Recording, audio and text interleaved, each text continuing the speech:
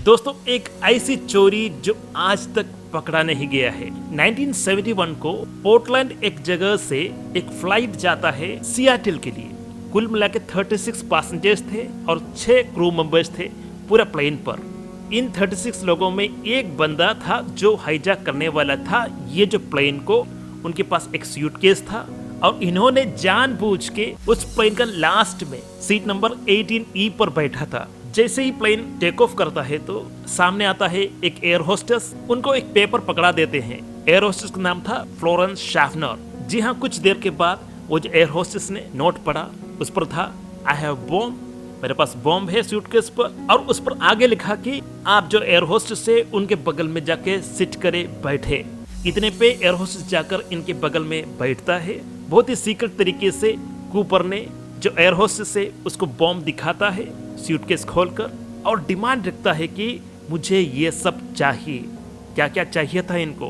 Cooper को चाहिए $2 लाख आज 5 बजे के अंदर ही। उसके साथ पैराचूट चाहिए और अगला जो हवाई अड्डे पर ही ये जो विमान को फ्यूल रिफिल करने के लिए ट्रक भी अवेलेबल होना चाहिए। कूपर ने उस एयर होस्टेस को बताया कि ये सब किसी से भी मत बताना वरना इस प्लेन को बॉम्ब से उड़ा दूंगा। वो जो एयर होस्टेस इतना संयम से चीजों को हैंडल किया, किसी को भी कुछ भी नहीं बताया। जी हाँ, जो पायलट और कैप्टन थे उनसे बताया और ये जो $2 लाख है उसका अरेंजमेंट भी किया।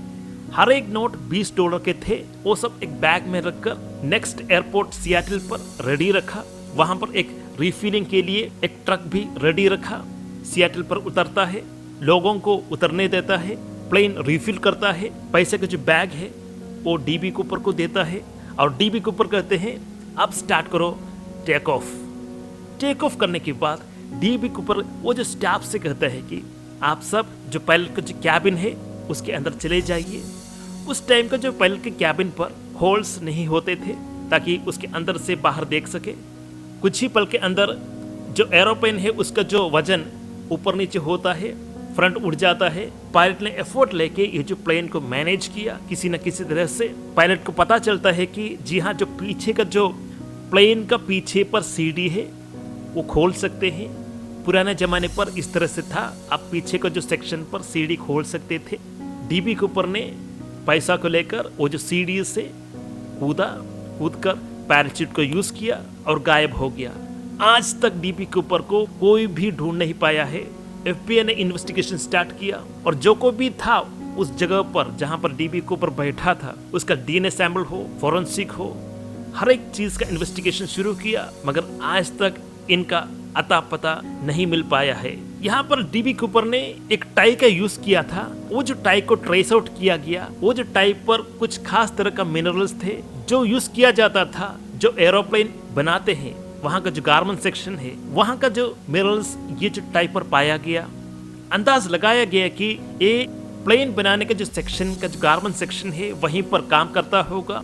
अनलोडिंग लोडिंग का सेक्शन पर काम करता होगा, जिसे ट्रेनिंग दिया जाता है कि ये जो प्लेन का सीढ़ी कैसे ओपन क्लोज करना है, खोलना हो, बंद करना हो, उसका जो ट्रेनिंग दिया जाता है। तो शक इसमें आया कि ये जो व्यक्ति डीबी कूपर कोई न कोई प्लेन का जो मैन्युफैक्चरिंग सेक्शन पर काम करता होगा। जिस जगह से डीबी कूपर ने डाइव मारा था प्लेन से, वहां से नीचे जहां पर पड़ता है उस जगह का पूरा इन्वेस्टिगेशन किया गया। घने जंगल थे, कोई भी ट्रेस आउट नहीं मिला, ना पैसा का ट्रेस मिला, ना पैराशूट का ट्रेस मिला, ना किसी आदमी का ट्रेस मिला। कुछ सालों बाद एक पायलट ने कॉल किया एफबीआई को। इनका नाम था टॉम। ये जो टॉम एक पायलट है। टॉम जब प्लेन हाईजैक हुआ था उस प्लेन के 4000 फीट ऊपर एक अलग प्लेन उड़ा रहा था। टॉम भाई ने बताया कि उस टाइम पर बहुत ही तूफान थे और उनका जो एस्टिमेशन के हिसाब से 80 डिग्री हटकर ही अभी का जो इन्वेस्टिगेशन चल रहा है उससे 80 डिग्री हटकर आपको इन्वेस्टिगेशन करना चाहिए। जो ड्रॉप लोकेशन टॉम ने बताया है, एक रिवर है वाशुकल रिवर, उस जगह पर होना चाहिए। मैक्सिमम प्रोबेबिलिटी वहीं पर होगा। जी हाँ, कुछ ही महीने के बाद एक 8 साल के बच्चे को कुछ $20 के नोट्स मिले एक बैग के अंदर और सब के सब 20 के ही डॉलर थे और एफबीआई को हैंड ओवर भी किया गया। और ये जो पैसा पाया था कुछ ही दूर के बाद जहां से वाशुकल रिवर पड़ता है उससे कुछ ही दूर के बाद ही ये जो पैसा मिला था। जब सीरियल नंबर का वेरिफिकेशन हुआ तो जी हाँ, वही नोट जो दिया गया था डीबी कूपर को वही नोट मिला है अभी, मगर कुल मिला के $5,800 ही मिलता है। बाकी का जो पैसा हो या पैराशूट हो या कोई आदमी हो, कुछ भी नहीं मिलता। दोस्तों ये था मैक्सिमम जितना इंफॉर्मेशन इन्होंने कलेक्ट किया। जो ट्रेसेस मिला था सिर्फ इतना ही मिला है, इसके ऊपर कोई भी ट्रेसेस आज तक नहीं मिला है। डीबी कूपर अभी तक लापता है। अब डीबी कूपर का असली नाम था डैन कूपर। ये एक रिपोर्टर ने ही इस तरह से गलत सुन लिया था। पुलिस ने बोला था डैन कूपर, मगर रिपोर्टर ने सुना डीबी कूपर। अब डीबी कूपर इतना फेमस हो गया कि वापस उसे जो सच है वापस लाने के लिए इतना मेहनत करना पड़ा कि आज तक डीबी कूपर ही फेमस है। अब लोगों को ये जो किस्सा बहुत ही इंटरेस्टिंग लगा। अब कूपर ने जिस तरह से हाईजैक किया, उसके बाद कई प्लेन्स हाईजैक हुआ है सेम मोड ऑफ ऑपरेंडी से, और प्रॉब्लम यही था कि वो सब पकड़ा भी गया। मगर दोस्तों एक रॉबर्ट रॉकस्ट्रो है, उन पर ही मैक्सिमम पॉइंट किया गया है, मगर उस पर भी ठोस सबूत नहीं है कि यही है डीबी कूपर। तो दोस्तों आपको ये जो डीबी कूपर या डैन कूपर और उसने किस तरह से प्लेन को हाईजैक किया, और जी हाँ वो जो एयर होस्टेस, उनका भी नाम आप नहीं भूलेगा। उनकी वजह से ही बिना कोई भी पैनिक के उस प्लेन पर इतना हलचल नहीं हुआ कि इतने आराम से उस चीज को डील किया। जी हाँ पैसा तो गया मगर किसी का जान भी नहीं गया। अगर वो जो एयर होस्टेस पैनिक हो जाता तो बॉम्ब ब्लास्ट हो सकता था। इस तरह से कुछ भी नहीं हुआ। चाहे पायलट्स हो, ये जो एयर होस्टेस हो, इतनी अच्छी तरह से मैनेज किया। दोस्तों यहाँ पर एक और एयर होस्टेस था, टीना मैक्लो। इनको भी इंफॉर्मेशन दिया गया था जो पहले के जो एयर होस्टेस के द्वारा, मतलब जो पायलट्स और 2 एयर होस्टेस के अलावा ये जो हाईजैकिंग के बारे में किसी और को पता नहीं था। इन लोगों ने मिलकर अच्छी तरह से ही ये जो हाईजैकिंग को बढ़िया तरीके से हैंडल किया।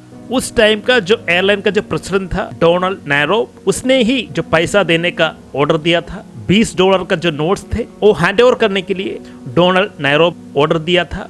ये इसलिए था कि जो कभी जान बचा सकते हैं उसे बचाने के लिए ही पैसा देना सही समझा। फुल कंप्लेंस दिखाता है कूपर से। अब बैंक के पास इस तरह से जो पैसा था क्या? जी हाँ, जो इमरजेंसी फंड्स होते हैं बैंक के पास होता है, उसी को ही देने के लिए यूज किया गया है बैंक के द्वारा। मगर देते समय जो सीरियल नंबर है उसको भी नोट किया गया है। एक आदमी था रिचर्ड मैकॉय, जो कि वियतनाम वॉर का एक रिटायर्ड वेटरन था। इसे भी सस्पेक्ट किया गया था। मगर जिस टाइम पर ये जो हाईजैकिंग हुआ था उस टाइम पर प्रूव हुआ कि रिचर्ड मैकॉय किसी और जगह पर थे, इसलिए उसे अवॉइड किया गया सस्पेक्ट लिस्ट से। तो दोस्तों ये था फुल स्टोरी। अगर हम देखते हैं डीबी कूपर का जो मिस्ट्री, तो दोस्तों आपको ये जो रियल स्टोरी कैसे लगा? क्या आपने इसके बारे में सुना था? इसके बारे में फिल्म्स भी आ चुका है। तो दोस्तों इस वीडियो में इतना ही। आपका राय कमेंट्स पे लिखिए। धन्यवाद दोस्तों।